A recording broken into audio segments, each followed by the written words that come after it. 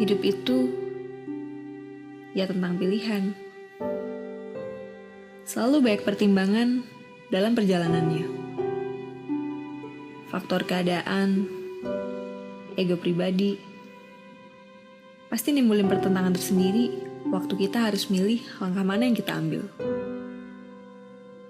Dan mirisnya, gak jarang malah konsekuensi pahit yang harus kita terima.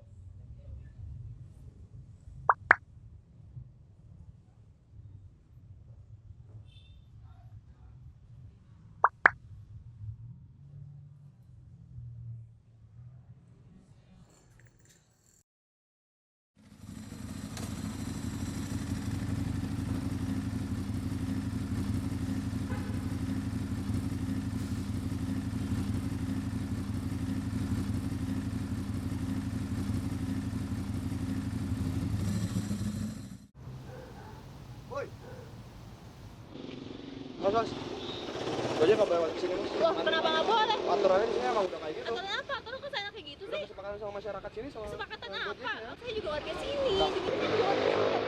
Dan ini apa-apaan sih? Udah ikutin aja dulu dia. Gak mau apa-apaan. Udah percaya dulu aja sama aku. Aku aja yang nganter pulang. Ntar jadi repot kalau mas-mas Gojeknya yang nganter. Aku ambil motor dulu ya.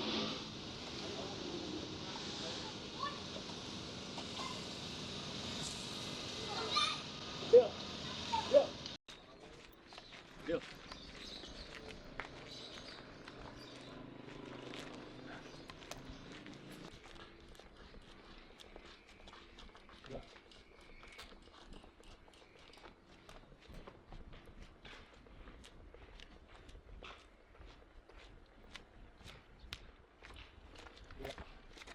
Ngapain sih sana kayak nyuruh orang turun?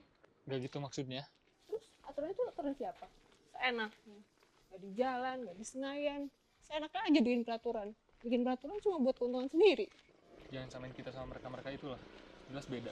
Jadi apa? Sama-sama bikin aturan seenaknya kan? Ya jelas beda lah dia. Rata-rata mereka bikin aturan cuma buat kepentingan politis masing-masing. Yang bisa dibilang ujung-ujungnya nguntungin diri mereka sendiri. Sedangkan kita cuma buat bertahan hidup, buat makan, buat biayain anak sekolah.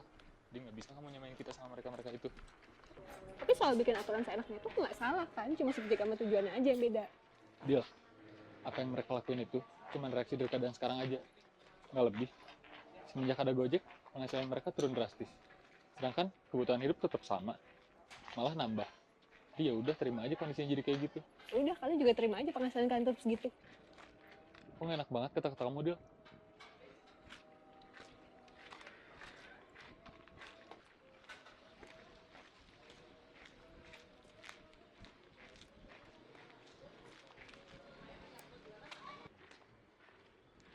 Ya, maksudnya kenapa kalian gak dibikin simpel aja gitu? Kalian gabung Gojek gitu?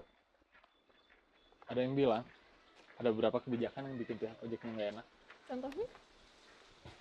Nggak tahu juga. Isu seliweran aja. Pokoknya semenjak saat itu mereka ogah buat ikut. Isu seliweran dijadiin patokan. Lihat kenyataan dong, Dan. Teknologi tuh udah berkembang pesat banget, nggak cuma ojek. Semua sektor pasti bakal dimasukin teknologi. Tunggu aja berapa tahun lagi. Contohnya aja nih ya, layar tancap. Dulu waktu kita kecil, minimal sebulan sekali diputerin di sini. Sekarang, waktu TV-TV udah pada masuk rumah, kemana? Sama aja kayak sekarang.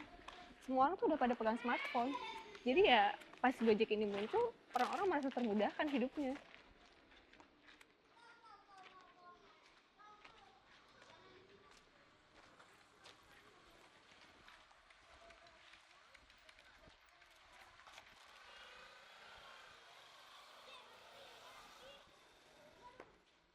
Oke, Dan. Anggap aja emang banyak kebijakan dari Gojeknya yang emang nyusahin drivernya. Ya kalian ngomong lah, protes. Seenggaknya kan kalau kalian udah masuk, kalian jadi punya tempat buat didengar, nggak kayak gini. Sekarang kalian bikin aturan seenaknya, nguntungin enggak. Yang ada orang-orang malah pada males, gara-gara aturan kalian tuh kesannya arogan. Kalau nggak mau udah kayak politikus aja, Dil. Serius lah, Dan, nggak bisa kalau kalian kayak gini terus. Dil, aku juga mahasiswa.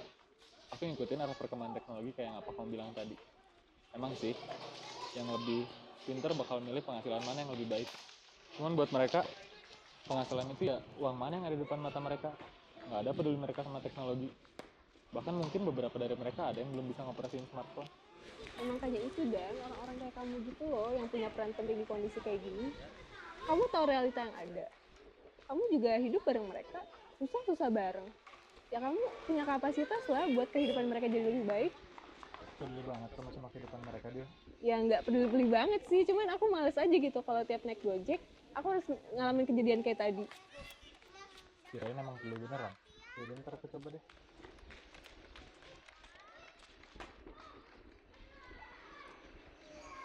Aduh, kenapa ngojek, Dan? Buat nyari tambahan sih. Tugas kuliah ngeluarin duit mulu.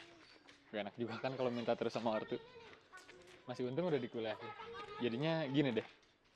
Tapi kenapa ngojek? Kan masih banyak profesi lain. Awalnya sih bantu-bantu gitu di bengkel. Cuman capek. Nah, mereka-mereka yang tadi tuh yang sering di bengkel. Jadinya aku gabung sama mereka deh. Kamu masih sering kumpul sama teman-teman SMA? Jarang. Udah pada sibuk masing-masing. Paling beberapa doang. Itu juga yang satu kampus. Kalau kamu masih suka kumpul sama geng-geng sama kamu? Sama sih. Udah enggak. Semenjak kuliah jadi pada nggak asik gitu orang-orangnya. Jadi pada terlalu serius. Udah kamu gini nih. Enak aja tuh ngomong.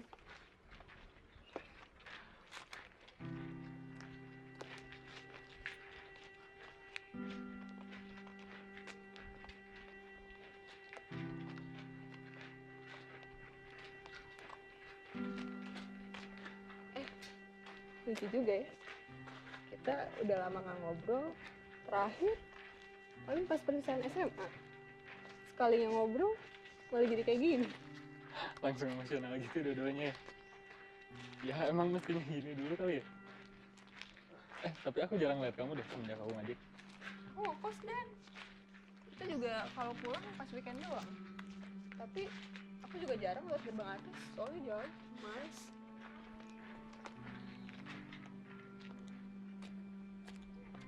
Ya, udah sampai. Jadi berapa ongkosnya? Kenapa ongkos? Kan kamu anterin aku, cuman nggak pakai motor aja. Ya nggak usah. Yakin? Serius.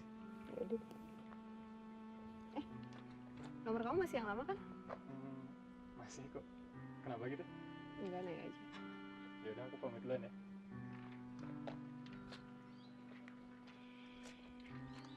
Makasih, Dan.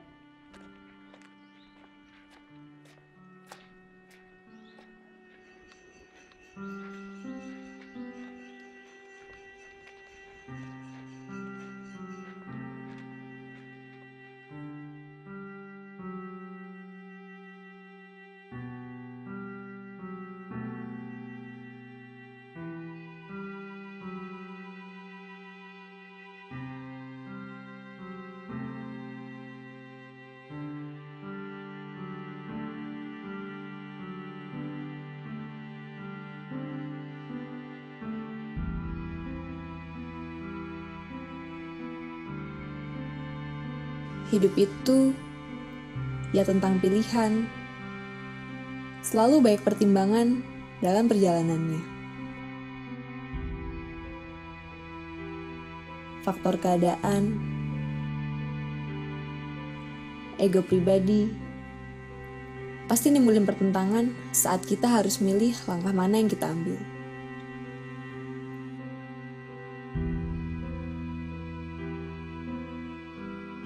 Walaupun terkadang konsekuensi buruk yang harus kita terima, ya maju aja. Toh langkah mana yang kita ambil, tujuannya ke arah yang lebih baik kan?